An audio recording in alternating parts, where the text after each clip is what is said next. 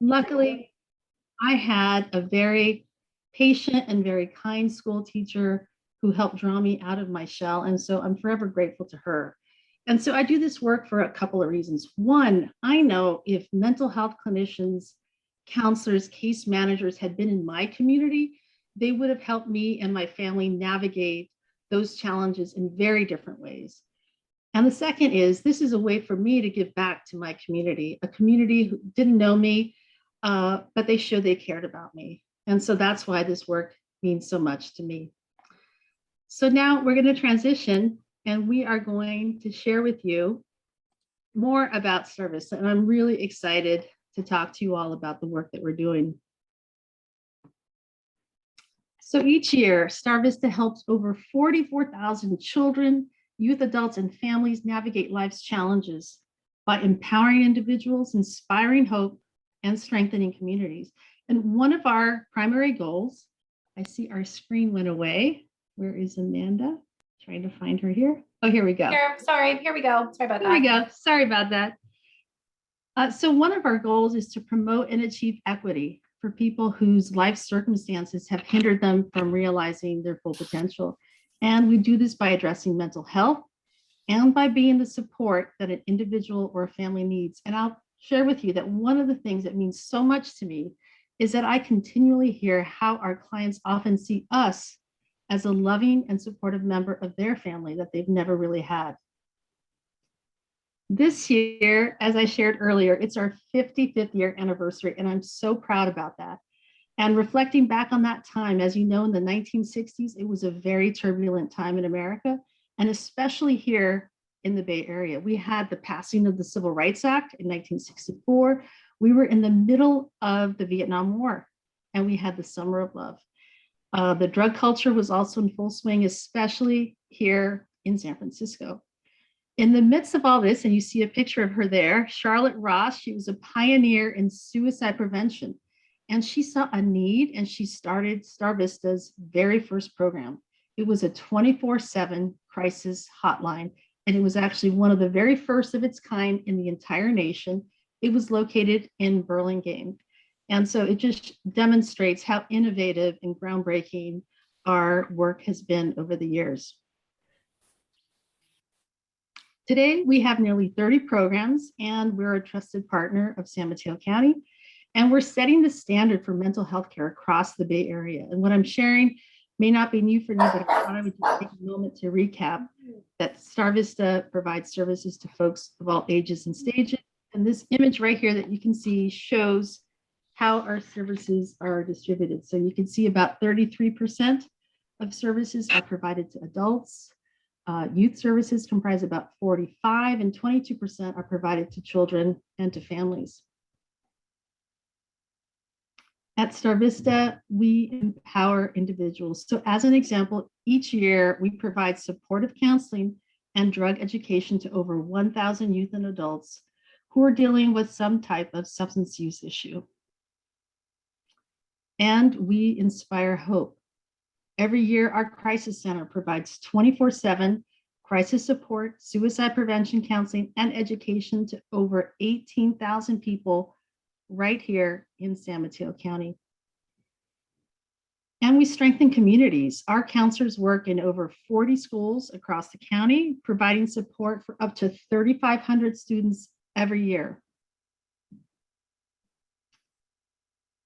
And this year, we all know it has been, I should say this past year and a half has been really difficult. And StarVista provides what's known as essential services, which means we never stop serving clients. And all of our programs have been operating during this entire time. Many of our clients come from communities that have been hit really hard by the pandemic in terms of job and income loss, COVID infection, and mental health challenges.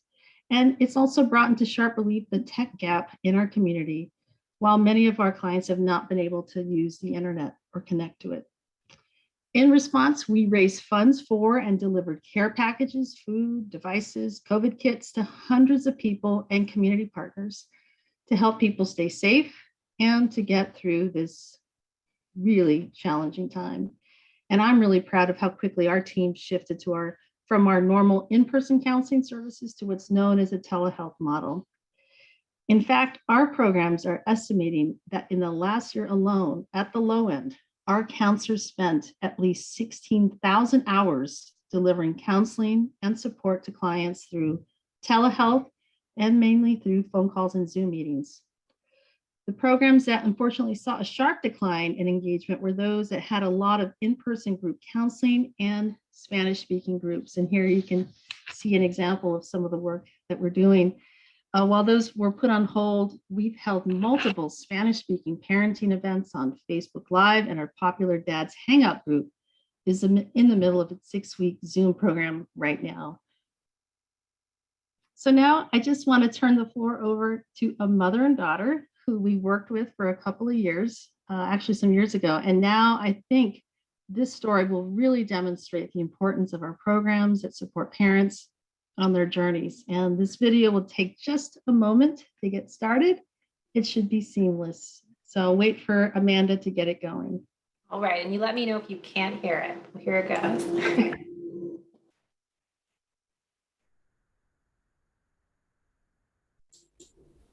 My daughter, Gabriela, she was born with a heart condition. They told me that she was going to be needing extra help, that she was going to be delayed in so many different ways.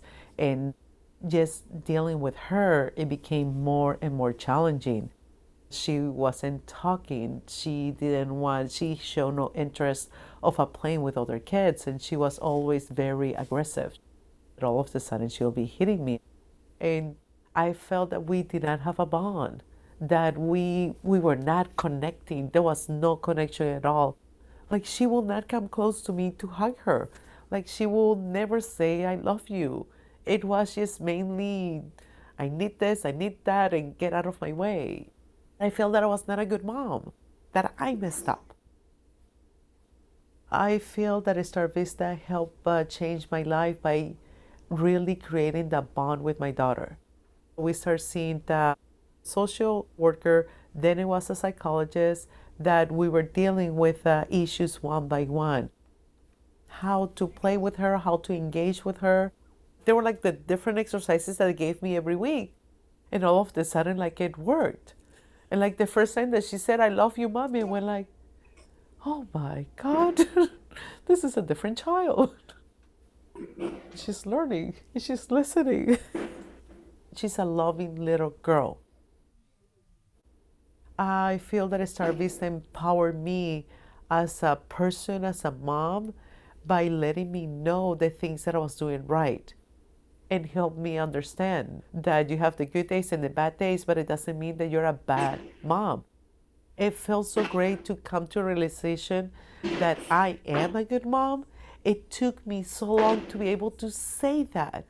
And it's still a work in progress, but I realized that I am doing all the right things. And by they saying that you are doing the right thing, it feels so wonderful. It feels like, okay, now I have the strength for another day. My life right now, it's really good. My daughter, she's thriving. She's in first grade. She's doing wonderful. She gives me hugs. She gives me kisses. And we are a team. I just never felt that way before. And by seeing that synergy, it just makes every day so much better. I'm very thankful to StarVista. They are such a wonderful organization and such a big heart. They care so much about me. They care so much about my daughter. They care so much about me as a family. And having that love and care that it's imparted in the community, it can only have a ripple effect. So I'm so grateful and thankful for such a wonderful organization.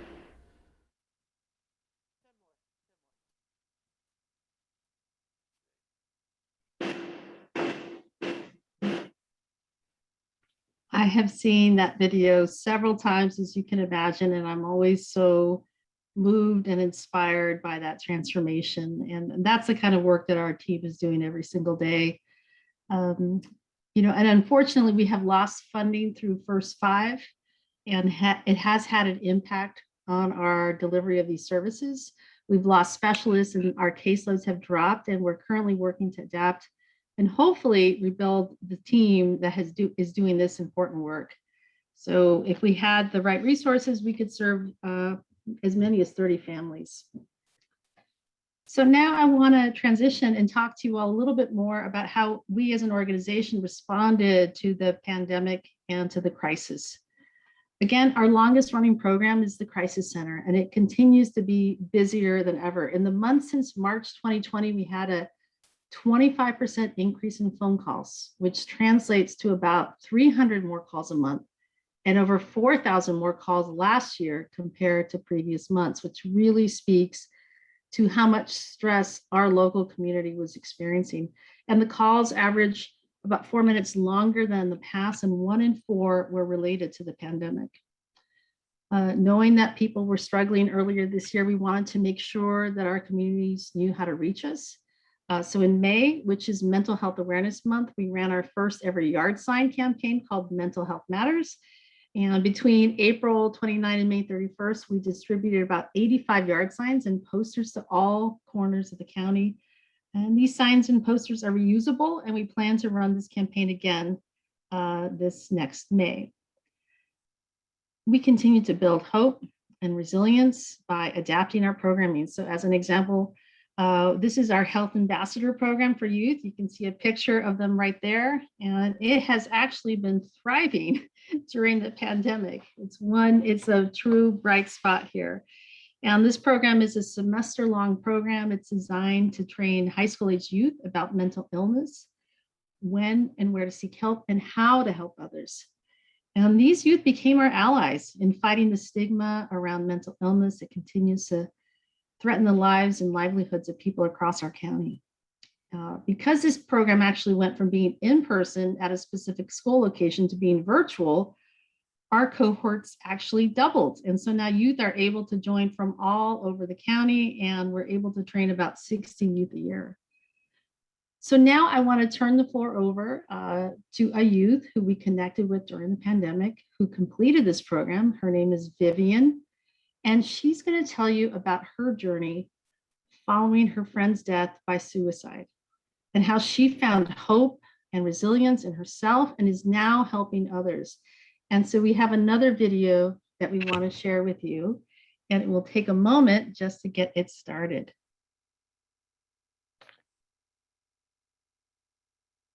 Prior to coming to StarVista, I was dealing with depression, anxiety, and I grew up with parents who immigrated from Mexico, and being the oldest plus first-generation student, I've grown up with a lot of pressure. However, what really brought me to StarVista was what happened, my saddening experience off my year, which was my classmate committed suicide. It was a really shocking day. It was filled with a lot of silence, a lot of grief, a lot of crying, and personally it was very eye-opening in the moment, and I had never experienced a loss so sudden.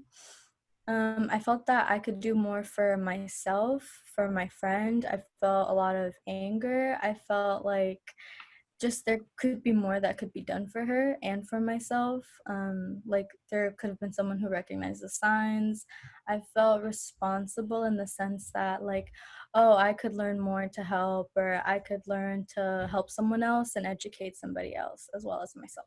During StarVista and during the whole program, I learned so much about myself. We met twice a week at Aragon High School. We did overall, it was like 70 plus hours of training. So it was a really big commitment on top of schoolwork.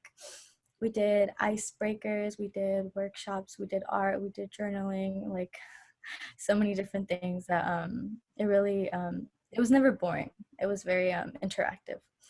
So a workshop that really stuck with me though was the one where we wrote down our triggers, and then I just realized how many times I could have prevented, for example, like a panic attack if I knew what my triggers were. I learned how to effectively help others, which was my main goal. Lastly, my photo voice has been my most vulnerable piece of writing, especially in that year. We had to tell a story and we're limited to one photo and one short paragraph. The whole point of it was to just kind of reflect without really saying what our mental health journey was like. So thank you to StarVista. Many doors have opened up for me, and as a mental mental health ambassador in my community. I continue to stay involved in their events just because of the impact they've had on me. Around the Bay, I just volunteer in any way that I can. I've done multiple presentations and read my photo voice at most of them. My best moment yet, though, is working with Congresswoman Jackie Sphere. We did a presentation on mental health in the school environment, and I got to talk to multiple parents who were very concerned about students and just their own kids in general. And it was really nice seeing that connection and just building more relationships with people. Currently, I'm majoring into sociology and hopefully becoming a social worker or involving myself in that field. So definitely has had an impact in me. My photo voice, however, is such a small yet such an important part of my mental health journey, and I would like to share it with you. My photo voice definitely reflects, I think, my progress as a person, and it's very hard for me, and it's a very emotional piece of writing just because it's about my friend who committed suicide. But I think it really reflects a very really long, strong journey. So it's titled "A Letter to You." Months and eventually years will go by, but I'll never forget you or be able to fully capture into words how this feels. A complete wake-up call, and I'll always be thankful for having the opportunity to see kindness in a different light. From my first plane ride with you, notes passed in 7th grade, to the handwritten note that says, "You make me smile" on my red notebook. You never think you'll be put in that situation, and it changes your perspective in every form when you do. From how I speak to people, to my passions and career, you visit me in my dreams around the same time every year, and it always reminds me how important being strong yet vulnerable is. Even though it's taken so much time and such a heartbreaking situation for me to completely understand, I promise now to never give up on myself because I see how everything matters. And I'm sure you would have never thought your absence would reach me or that I'd remember all the little things about you. I find some peace knowing you're finally resting after such a long fight and after everything you felt. Till the last time I saw you, I'm forever grateful because you left with the biggest hug. So to anybody that isn't here, to all the family members or friends that didn't make it, to all the people that don't believe they matter to anyone or don't feel anything sometimes, you should be here. Thank you.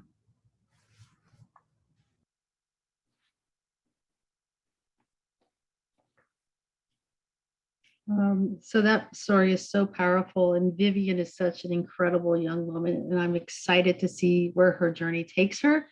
And I'm just so grateful to her for all that she's done, and especially in sharing her story with all of us.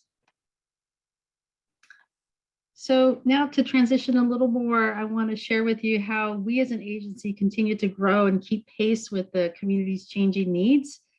And we continue to work on healing hearts and definitely minds. So just a few months ago, we launched StarVista's new residential detox program. And this program includes up to 3 weeks of medically supervised care for women who are struggling with addiction.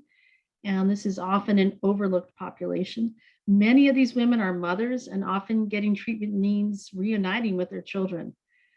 These women may be referred by the county hospital or law enforcement, and when they finish this program, they transition to our outpatient program at StarVista, known as Women's Enrichment Center. And this system is providing a gender-appropriate, trauma-informed supportive pathway so that these women can reestablish their well-being. And finally, one of the more recent developments that I know that you're all aware of is our 2-year pilot partnership with 4 cities: Daly City, Redwood City, San Mateo, and South San Francisco Police Departments. And since our Community Wellness and Crisis Response Team, also known as CWCRT, is a pilot program, we're also working with a group of researchers at Stanford, known as the Gardner Center, and they're going to be conducting an evaluation to make sure and to measure the effectiveness of this program. Of course, our primary concern is the safety of the individuals who are experiencing a mental health crisis, as well as, of course, our mental health clinicians.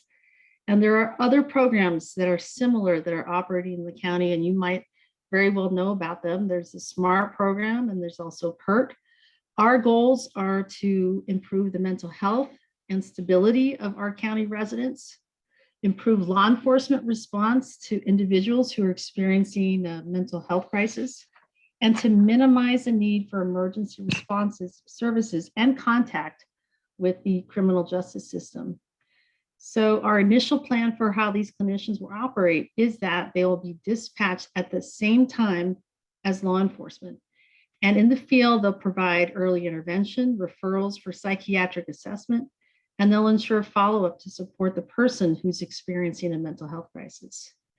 I'm very excited to say that these clinicians have been hired, and they're currently starting their 3-week training and onboarding program. They'll be getting training not only with StarVista, but 2 weeks with law enforcement and 1 week of training with behavioral health and recovery services right here in the county. And we're really excited. We're looking forward to seeing the ways that we can learn and adapt this program to meet the needs of our community in a way that maintains everyone's safety. And as an organization, as I shared earlier, that started with crisis response, and we've been doing that for 55 years, we see this as a step in the right direction. So to wrap up, we know that households everywhere have faced many challenges and that a lot of trauma has been happening behind closed doors. And today our county is experiencing a moment where people under incredible stressors who've been isolated for so long are finally reaching out for support. And we're anticipating that we'll continue to see a doubling in demand for our services over the coming year.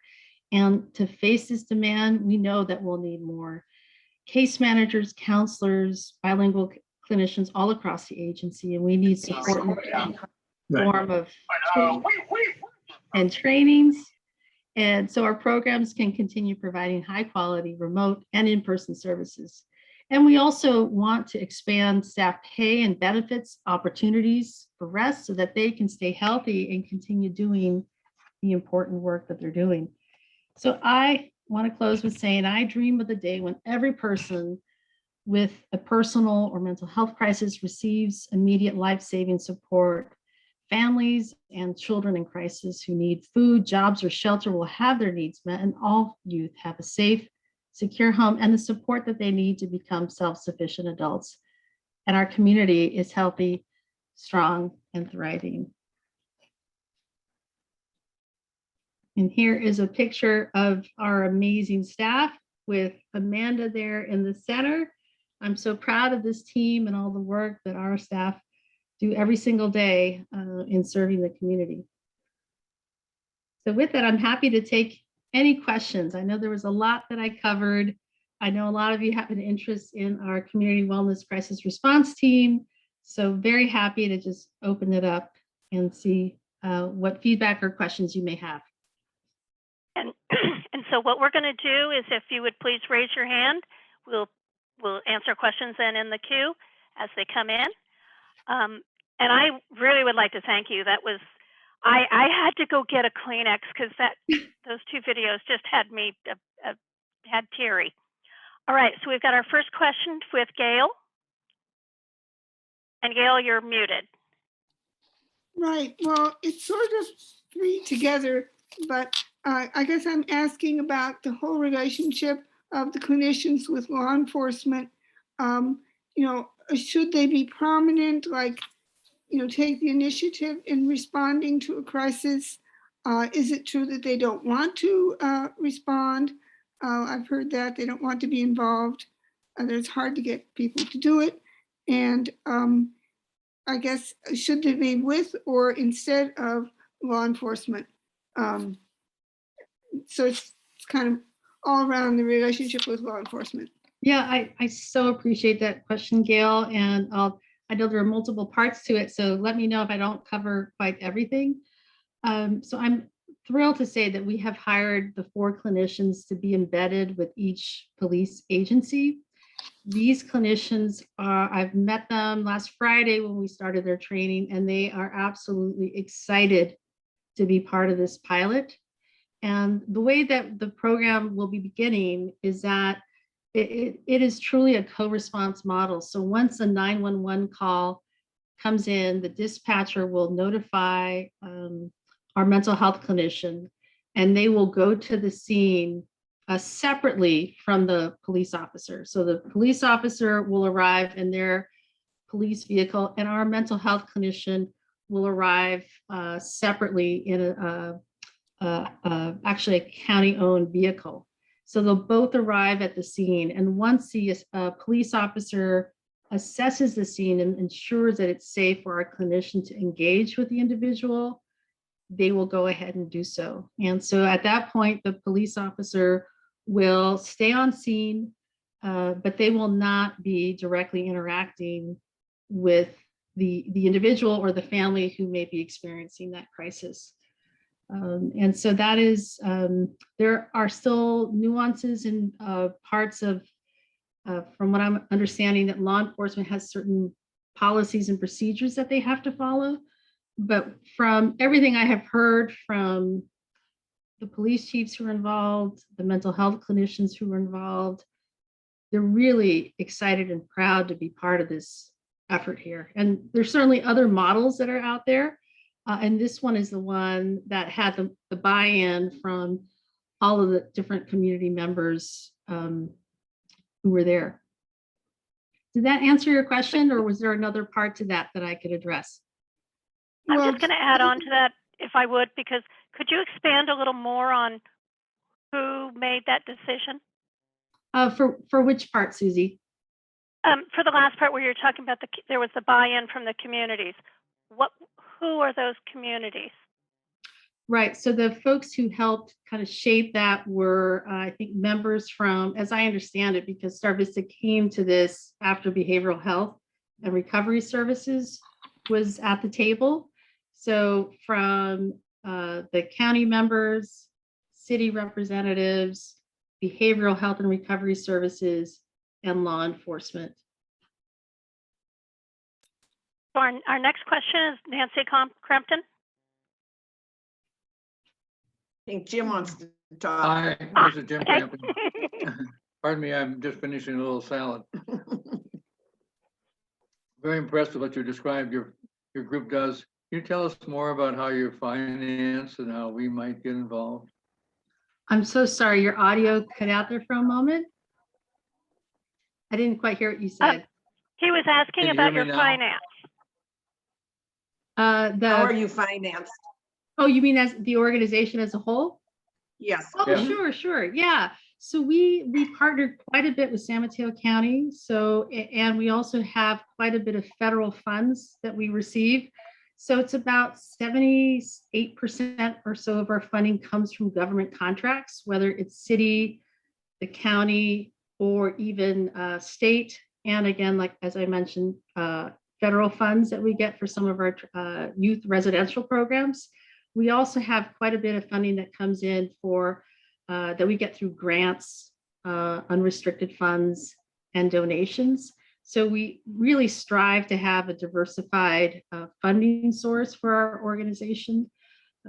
And we have 30 different programs. And in total, our average is about 44,000 individuals that we're serving in San Mateo County. So our heart is really here in San Mateo County. We do some work also in Santa Clara, but most of it is right here. And we'd love to connect with you. And if you ever want to have a tour of one of our sites, we'd be really happy to do that. Many of us receive seemingly thousands of email requests for funding every day. Not email, but in our mail. How do we get linked to your organization to She just had it down. get funding, deal with funding requests? I've just dropped in the chat a link. If you want more information about our finances, this is to our annual report page. But the next one I'm going to drop in the chat for you is just going to be a link to our donate portal, if that's what you'd like to see. I'm also happy at any time to talk about any of our other giving options. Thank you. Perfect. And 'tis the season, you know, we're looking at our year-end giving. So yeah, next question is from Diana Reddy. Thank you, Susie. And I just wanted to clarify something that was said earlier, that I was actually responsible for indicating that mental health. So the question early, when we were having this conversation about mental health clinicians going out with police, was why can't they go out instead? And so my response to that question was, clinicians do not want to go out instead. And this is a pilot program, and it's going to take, steps in order for us to see where we are and where we can go with it, right? So I just want to be a little bit patient, ask for patience a little bit. But the specific thing that Gail was responding to was my indicating that clinicians don't want to go out instead. And I just wanted to be very clear that was my response to that question at the time. And StarVista is doing this because mental health, our county mental health did not, I'm sure because of its lack of bandwidth, was not able to do this program. So StarVista is doing this program because others were not available to do it, right? And so I just wanted to put that little piece in there that to add to what is being said. I think that was all that I wanted to interrupt with. I'm sorry about that. No, it's great that you're adding that clarifying part to the answer there. All right. So the next question is Greg Lowe.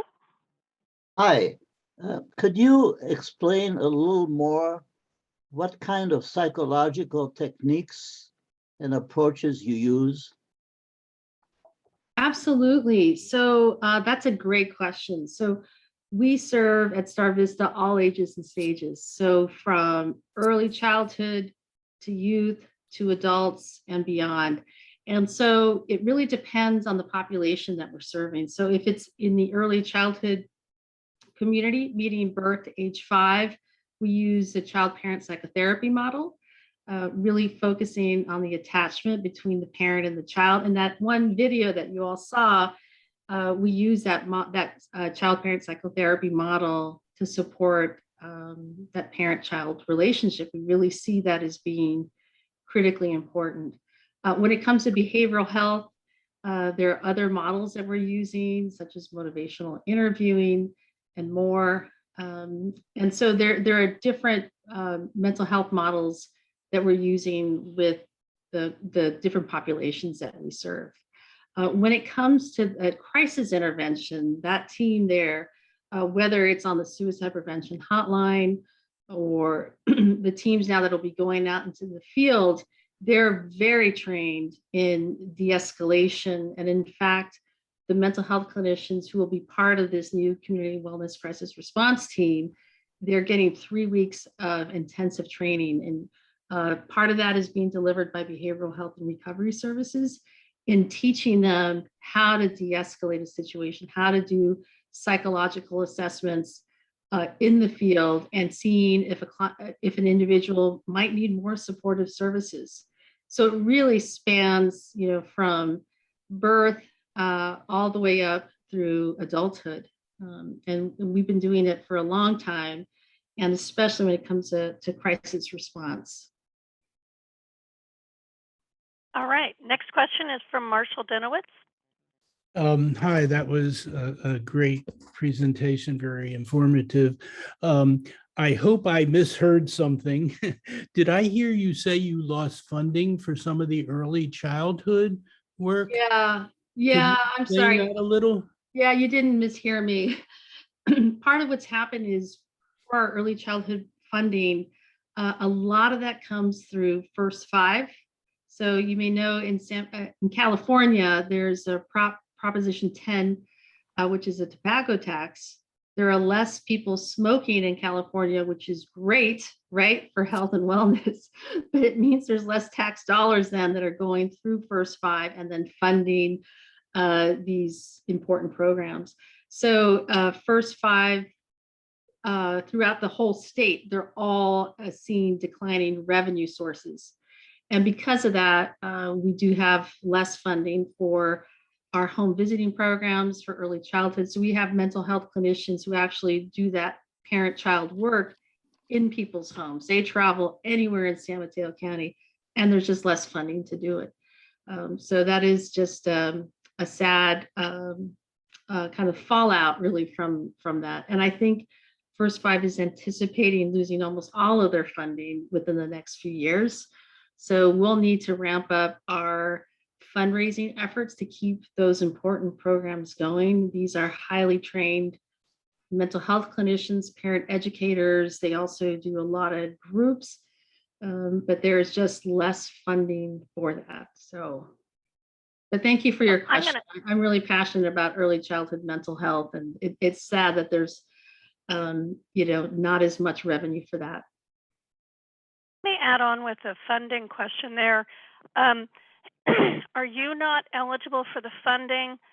This was the tax on millionaires that was going to mental health care. Is that funding not available to you? Or is that part of the grants that you're going after? So is that, are you referring to the funding that goes through the Mental Health Services Act? Yes. So we do actually get quite a bit of funding through that. Actually, some of that is funding different programs that we have, but that is separate from the different grant funding that we have. So the grants will come in through family foundations. We get funding through like the Sobrato Foundation and others. There were a few years there where we're really fortunate to get funding through the Chan Zuckerberg initiative. So they funded quite a bit for our youth residential programs. And in fact, we were really lucky to get some of that funding that you're talking about for our Pride Center to really help launch that program. And that's another cornerstone program of ours. And back to Marshall, you've got your hand raised again. Yeah, most of what I saw were assistance to either teenage young women or young girls. Do you also work with teenage boys for some of the same kinds of work? Yes, absolutely. So we actually do quite a bit of work up at the juvenile hall. So we're there at Camp Kemp working with the girls and also at the institution working with boys. And we have our Insights program, which is a drug and alcohol treatment program for youth. And that serves both genders, boys, girls, and folks who, may identify differently. And so there's quite a bit of work that we do with youth. And of course, in our youth residential programs as well, we welcome everyone there. Right. Thanks for your question. Next up is Chris Rasmussen. Hi, thank you guys, StarVista. You guys doing incredible work. I'm a commissioner with the San Mateo County Mental Health Commission. You guys do an outstanding job. You also, if I'm correct, have opened your detox center to men as well because Palm Avenue shut down. So thank you for that. I just wanted to make a couple quick comments on the mental health clinicians not wanting to go to certain scenes. I don't think that's the case. It's that they don't want to go to the unknown or violent situations. And that's what the need of the police officers for. But there's a lot of situations that they go to already that don't require police response. And so it's not that they don't want to go, it's they don't want to go into an unsafe situation. So I think that's a very needs to be clear. As far as the community support, we heard on our commission as well as several cities that's not what the community wanted. They wanted a non-police response to these situations. And so the pilot program was a little bit different than those needs or what we heard from the community, that they did not want police involved in that. So when you said that it was born out of the community's response, I don't believe that to be fairly accurate. But anyway, and what was the last thing? There was one more thing. I can't remember. But anyway, thank you guys. You guys do great work. Thank you. Thank you. I really appreciate that.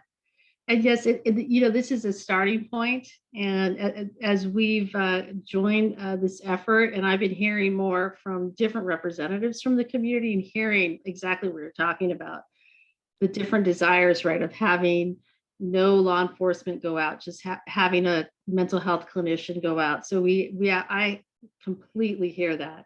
As the program was designed before StarVista joined, that was, I think, the kind of starting point that was envisioned for this program. Nancy Goodman, you're next up. Yeah, thanks. And thank you. This is a great presentation. So, and I agree with what Chris said. I think a lot of us have been looking at the Cahoots model in Eugene, Oregon, where they perfectly well for the last 30 years, and 20% of the police responses, they've been able to divert them to emergency response. But I have another question. I think other people may wonder it too. Can we call you, or is there someone we can call if we see someone on the street that we think really needs help? Because I saw someone at Sequoia Station, the cops were talking to him, and I had met the guy earlier and I said, you know, he really needs help, young man, totally psychotic. And the cop said, well, you can't get help unless he asks for it. And that's not what I meant. I didn't mean, can we lock him up without his consent? Is there anyone in the county, and would it be you, that I could call as a person and say, there's this young man and here's what he looks like and he's hanging around and he's totally psychotic and he's going to get hurt? Yeah, well, I think it depends on, if law enforcement there in that kind of situation, that was in Redwood City, right?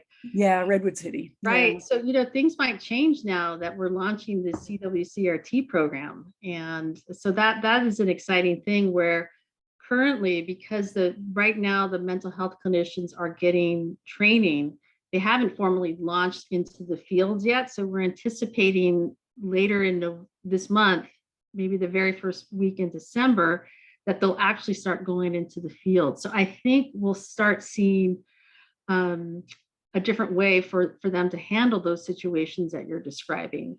If it's after hours, they may call another organization to come out and help someone who's experiencing that kind of crisis. It really depends as they're doing their assessment with how much they can actually do.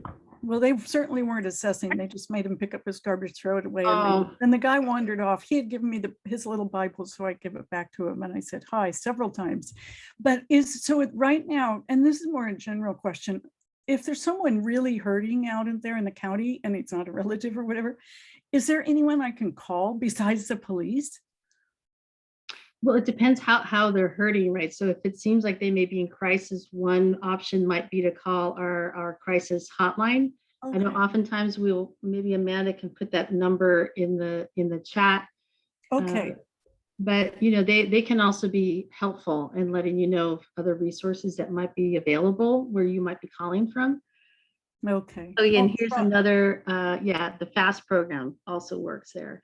Yeah, the number there to the crisis hotline, the way that we are sort of informed to use it is really like, it doesn't have to be an immediate crisis. It could just be that somebody needs someone to talk to and they're just not sure what to do.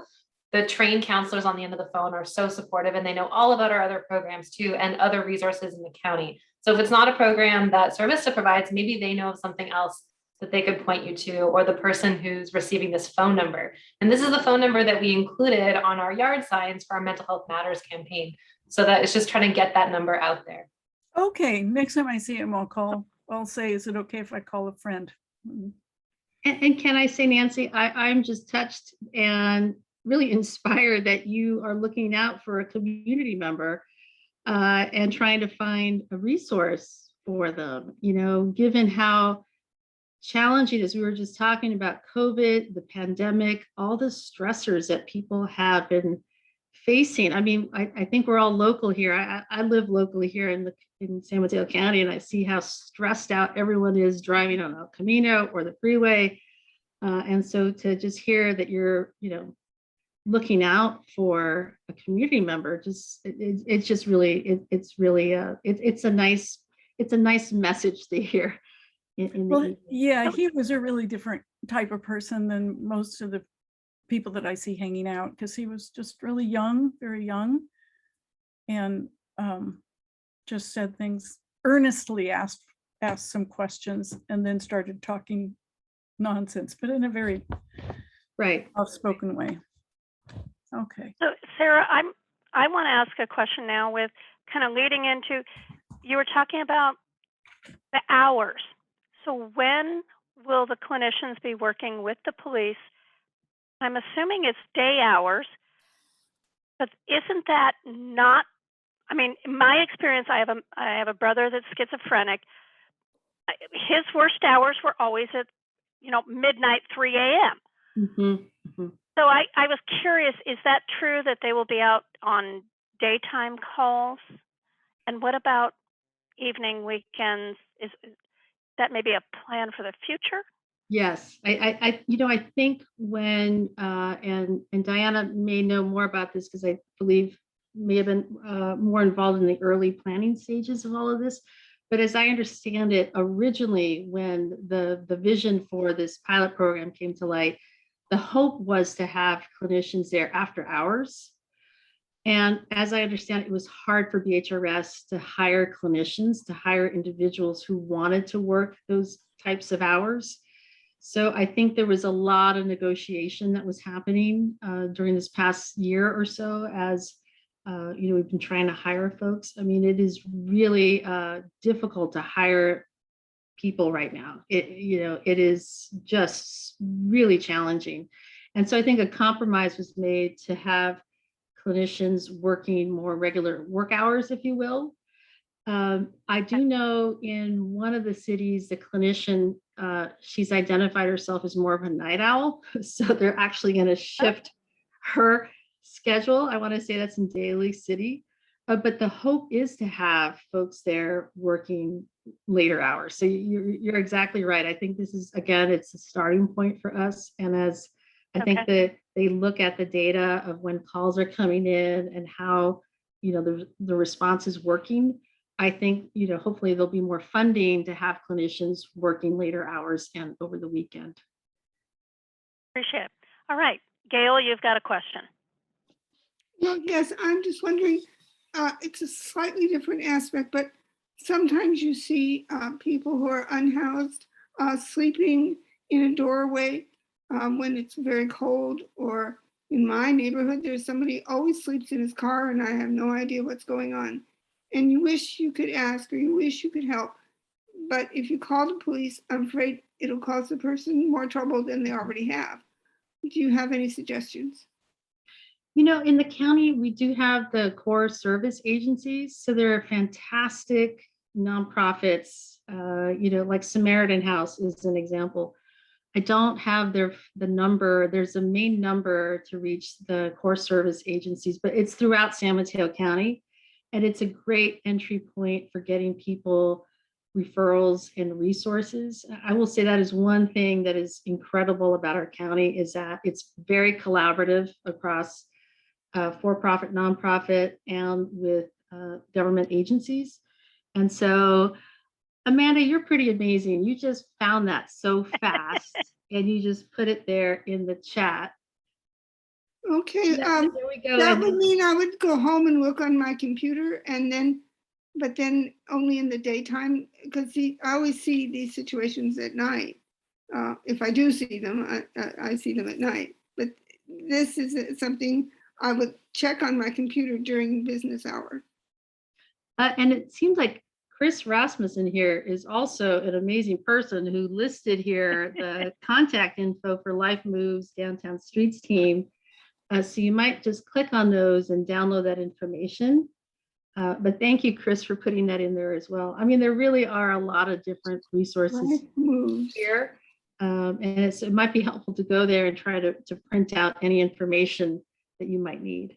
It's not on my screen, but do you see it in the chat? In the chat.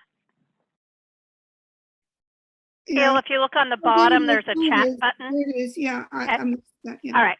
All right. All right. And then next question from Elsa. Elsa, there you go. Yeah, I finally got that. Thanks so much. This is such a helpful presentation. And it's fascinating to know that there perhaps might be still time to influence what it is that gets rolled out. So I wonder from you how we can help encourage some of those issues that we're bringing up, but encourage sort of the modification of how the pilot unfolds. That's part one. Two is How are, I'm grateful for me, so I've got them listed for all these different services and that 24/7 phone number to be in my chat. But there are 23 of us on this line right now. And I'd love to know how that information gets out to the entire county, because if I'm walking by a Safeway and I see someone who's acting very strangely, and I do want to call, how am I, other than one of 23 people, but one of 750,000 people, going to know you even exist? And then I'd love to know who answers that hotline 24/7 if your people are mostly daytime weekday workers. And Great. thank you for being here. Oh, thank you so much. It's really been a pleasure being here with all of you, and I really appreciate all of your questions. So as far as the new pilot program, the Community Wellness Crisis Response Team, I don't know that there's much more flexibility in trying to modify that particular program, to be completely transparent with you, in that, we already know that the clinicians will be co-responding with law enforcement. I think where there is some flexibility might be in the hours when the mental health clinicians are going out into the field. I think what's going to be really helpful in making adjustments and changes to the program will be with the data that the Gardner Center will be collecting. Again, they're part of the Stanford University. So they're part of this research arm there, and they're actually going to be it's pretty exciting what they're going to be doing. They'll be comparing the information from these 4 different cities and looking at the other cities that don't have that model or may have a different model. Like Half Moon Bay will be using the Kahoot model that some of you were talking about. And, so it'll be interesting to just look at a comparison of how are these models working in these different cities, and then, making changes as we can. Do you know if any of them have 24/7 services like yours that will be daytime weekday? I don't know. Actually, I cannot speak to that. I'm not sure what the hours are for like the PERT model, as an example. Mm-hmm. I don't believe it's 24/7 though. Mm-hmm. Everybody probably has hiring issues. They probably do. And especially for a 2-year pilot program. Why would you leave your current job if, that's tough. Yeah, all right. So we're going to. I'm sorry. I was just going to quickly add that a couple of the clinicians who actually accepted the job and are now part of the Community Wellness Crisis Response Team left other jobs because they wanted to be part of something that they saw was innovative. And maybe it's not exactly a mental health clinician going out into the field solo without law enforcement there, but they really saw this as a step in the right direction of trying to address mental health issues in the field, and making a difference. I think you had 3 parts to your question. I only remember 2 of them, so you'll have to. Who right. answers the hotline 24/7 that was in the chat? Okay. All right. We've got 2 more questions, one from Marshall and one from Lynn Heidekoper. Marshall? Yeah, I partially answered my question from Elsa's question, but the other part is clearly a lot of people here are asking about how do we get in touch and so on. Where do you get most of your requests for help from? Is it from the community, or how do you even know that people need you? How do you find out? Yeah, we get, I think one of the areas where we get the most calls will be through our suicide prevention hotline. So you saw that number, if you were here for that presentation, about 18,000 calls a year, and that's up from previous years. So that's certainly one area. And then the others are with our counseling program. So we actually do quite a bit of work. One of the pieces I didn't quite touch on in this presentation, just because we have 30 different programs serving 44,000 folks here in San Mateo County. But we do a lot of work in schools. So we're in about 40 different schools throughout San Mateo County. We serve about 3,500 students. So it really spans the different program areas that we have, from our counseling services in schools, our crisis services, and then through our Crisis Intervention Suicide Prevention Center. Our team actually goes out. Now it's been mostly over Zoom, but they do a lot of presentations in junior high and high schools, talking to young people about mental health issues, challenges, how to identify those risks, and how to get support for friends, family, or even themselves. So the demand actually just continues to go, and we're not actually even able at this point to meet that demand, because there's just so much more, so many more folks who are reaching out for mental health services, and we don't have enough mental health clinicians. Thank you. All right, and our last question from Lynn. Hi, what about 211? I believe the homeless are often given that number, and it's supposed to connect them with resources. Oh yeah, that's a great point. Yeah, definitely. I think that is a certain option for folks. And I think they try to keep folks on that line up to date with all the various resources that are available. So I'm really glad that you mentioned that. Yeah, 211.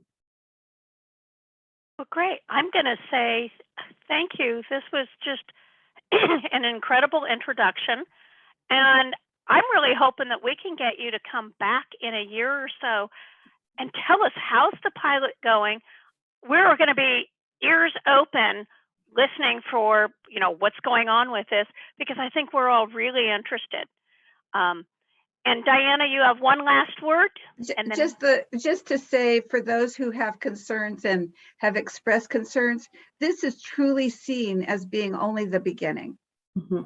And so all partners who are involved are eager to put more money into it, are eager to hear the first reports back, are eager to have this be just the beginning. And so I just want to, say that I know that there's still concern, but I'm not concerned. And I'm excited about the program, and I'm truly excited about StarVista being the agency that is going to be supporting us with this pilot. Thank you. Great. Oh, thank you all so much. It was really such a pleasure to be here with all of you. And I want to thank my partner here, Amanda, for doing a great job with the presentation and the chat. You could certainly reach out to any of us. You can find me if you want to email me. I'll just give you my email address before I dart off. It's smitchell@star-vista.org, and I'm happy to communicate with all of you. But thanks again for having us. You're an amazing group, and I'm just so delighted to be here with all of you. Such an engaged community. Have a great evening, everyone. Thank you. Bye-bye. You too. Good night. Night.